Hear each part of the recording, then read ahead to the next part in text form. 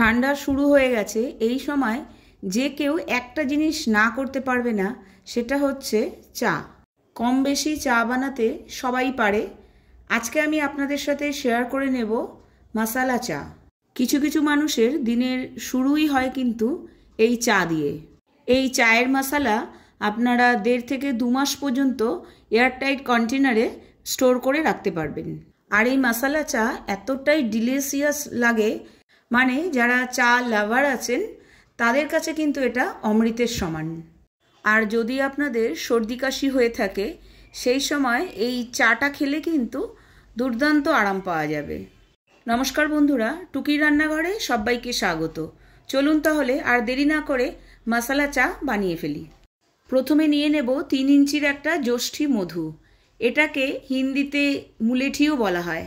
এটাকে ডাস্ট ফর্মে আনা একটু মুশকিল, তাই আমি দেখিয়ে দিচ্ছি কিভাবে আমি সেটা করেছি। প্রথমে এটাকে ছুরি দিয়ে এভাবে কেটে কেটে টুকরো করে বার করে নিয়েছি। খুব সাবধানে কিন্তু এই কাজটা করতে হবে। আমরা অনেকেই জানি এর উপকারিতা। খুব কাশি হলে এটা মুখে রেখে দিলেও কিন্তু খুব আরাম পাওয়া যায়। আর এর টেস্টটাও খুব সুন্দর, একদম মধুর মতোই কিন্তু মিষ্টি লাগে।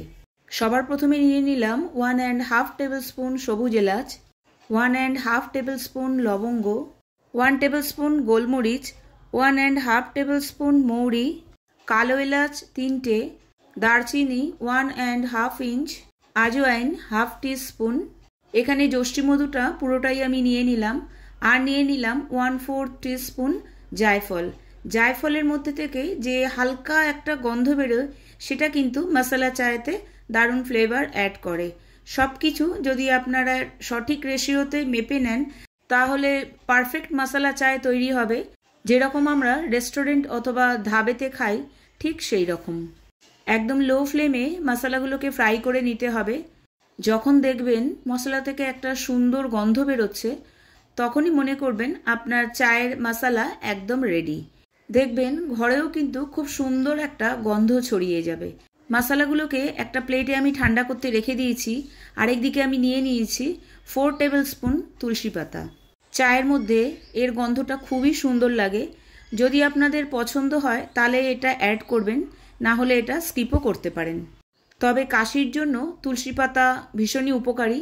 এরপর আমি নিয়ে নিলাম dry ginger powder 2 table spoon. এটা অ্যাকচুয়ালি শুকনো আদার গুঁড়ো। মার্কেটে এই আদার গুঁড়োর প্যাকেট অনায়াসেই পাওয়া যায়। মশালা চায়ে এই তুলসী পাতা আর আদার গুঁড়োটা কিন্তু মেন ইনগ্রেডিয়েন্টস। মশলাগুলো কমপ্লিটলি ঠান্ডা হয়ে গেছে। এগুলোকে আমি এখন গ্রাইন্ড করে নেব।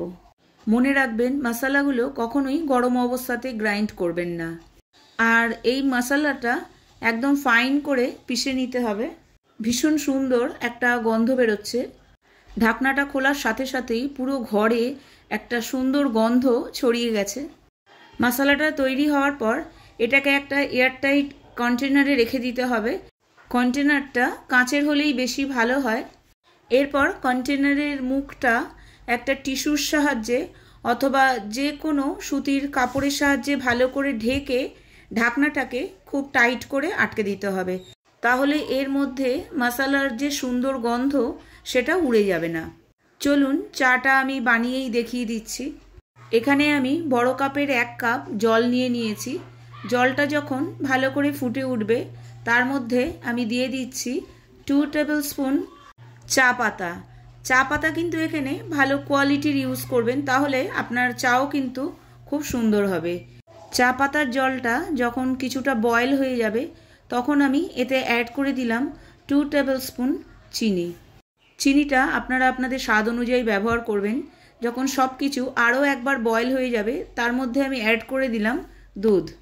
দুধ আমি দিয়ে দিলাম 2 কাপ। যে কাপ মেপে আমি জল ব্যবহার করেছি, সেই কাপেরই 1 কাপ জল আর 2 কাপ দুধ। দুধও আপনারা আপনাদের পছন্দ অনুযায়ী কম বেশি করতে পারেন। এখানে আমি অ্যাড করে দিচ্ছি 1/2 টিস্পুন মশালা। সব কিছুকে দিয়ে আরও একবার ভালো করে ফুটিয়ে নিচ্ছি। তবে এই মশলাটা একদম সবার শেষে অ্যাড করবেন। মশলাটা অ্যাড করার পর প্রায় 5 মিনিট একদম লো ফ্লেমে চাটাকে ফুটিয়ে নিতে হবে।